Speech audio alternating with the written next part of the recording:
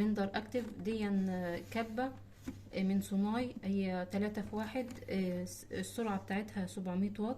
انا كنت جايباها ب1500 جنيه.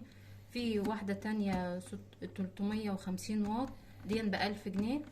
بس سرعتها قليلة شوية، انا حبيت اجيب دي عشان دي سرعتها عالية وقوية في الاستعمال.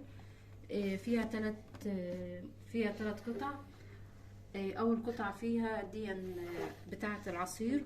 انا بضرب فيها العصير بالسلاح بتاعه، وممكن بعد ما اخلص بعملها زي زمزمية للاطفال، او لو جوزك رايح الشغل ممكن تعملي له فيها عصير. في تاني حاجة الكبة بتاعتها بسلاحين، قوية برضو ما بتبوظش البصل، وفيها تكة امان.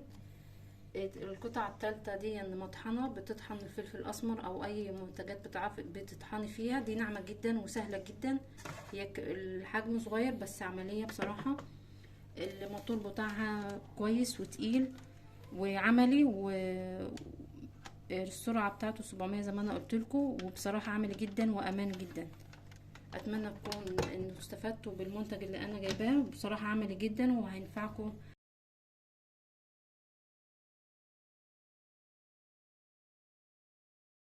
شكرا لكم.